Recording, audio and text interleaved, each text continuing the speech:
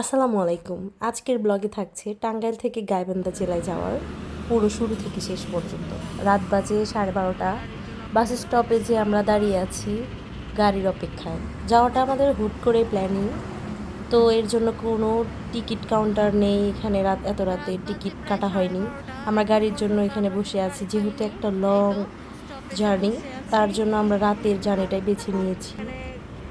তো এই তো আমাদের ব্যাগপত্র লাগেজ, অনেক গাড়ি দেখেছি কিন্তু আমাদের ভালো লাগেনি দেখে ওই গাড়িগুলোতে যাওয়া হয়নি। তো বসে আছি, গাড়ি এখন আসেনি। তো এই তো একটা গাড়ি পাইলাম। গাড়ির নাম হচ্ছে আসাদ ব্র্যান্ডের একটা গাড়ি। তো গাড়ির সিটটা ছিল একটু পিছনের দিকেই। গাড়ির কন্ডিশন মোটামুটি ভালো ছিল। তো আমরা গাড়িতে উঠলাম। গাড়িতে যখন উঠি তখন বাজে প্রায় 12:49। তো 12:49 আমাদের গাড়িটা ছাড়লো গাইবান্ধার উদ্দেশ্যে। তো এই তো আমাদের সিটটা যেহেতু পিছনের দিকে, তো ভালোভাবেই আমরা যাচ্ছিলাম। গাড়ির ভিতরটা অনেক সুন্দর ছিল।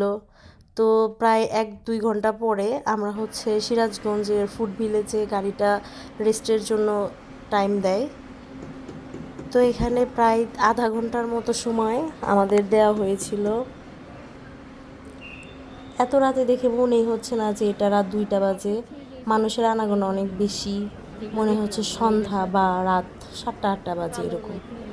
তো এই যে আমরা এখানে উপরতলা থেকে ভিডিও নিয়েছিলাম, তারপরে একটা ঘুম থেকে উঠে দেখি যে সকালের আলো ফুটছে, প্রায় 5টার কাছাকাছি বাজে। তো তখন আমরা দেখলাম আশেপাশে তাকিয়ে যে আমরা গোবিন্দগঞ্জ চলে এসেছি, গাইবান্ধা জেলার ভিতরে। আমাদের লাস্ট স্টপেজে যাওয়ার কিছুক্ষণ আগের এই ফুটেজটা নেওয়া হয়েছিল। তারপরে 5টা 20-এর দিকে আমাদের গাড়ি গন্তব্যস্থলে পৌঁছায়। তো এই যে গাড়ি আমাদের নামিয়ে দিয়ে চলে যাচ্ছে। এটা হচ্ছে সেই গাইবান্ধা জেলার পলাশবাড়িতে। তো তারপরে আমাদের একটু ক্ষুধা লাগছিল, তো খিচুড়ি সবজি ডাল খেয়ে আমরা গ্রামের উদ্দেশ্যে রওনা দিই। এখানে সকালে অনেক বেশি বৃষ্টি হয়েছিল।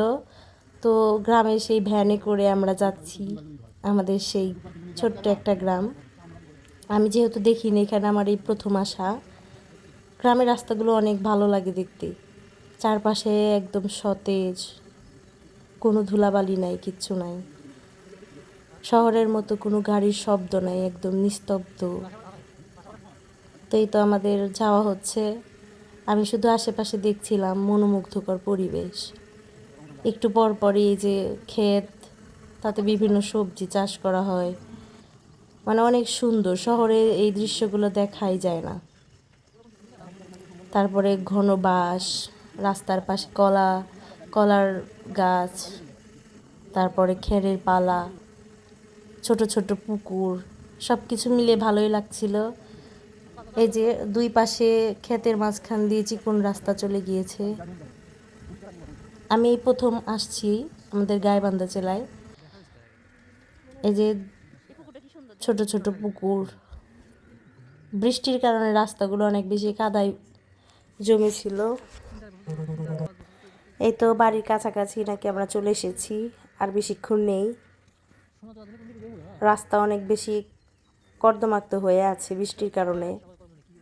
তারপরে বাসায় এই তো চলে এসেছি। তারপরে দেখি বাড়ির পিছনে একটা ছোট্ট পুকুর আছে, সেখানে ছোট ছোট মাছের পোনা ছাড়া হচ্ছে।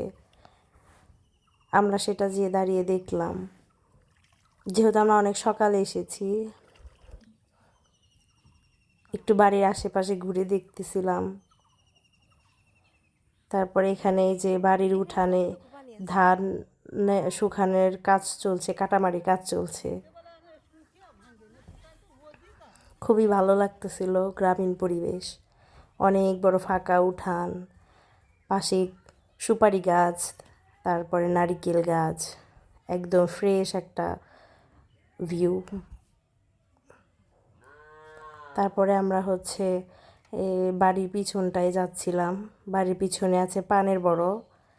এই তো ওইটা সাইডে, ওইটা পান চাষ করে ওইখানে। তারপরে আল দিয়ে আমরা হাঁটছিলাম, একদম ছোটবেলার একটা ভাইব চলে আসছে। এই তো এটা বাড়ির পিছনের অংশ, অনেক সুন্দর, একদম ফাঁকা, হালকা বাতাস ছিল, অনেক বেশি ভালো লাগতেছিল। তুমি যদি এই জায়গায় ভিডিও করো কেউ তোমার মানে কি নেই। গ্রামীণ মানুষজন সবাই যার যার কাজে ব্যস্ত।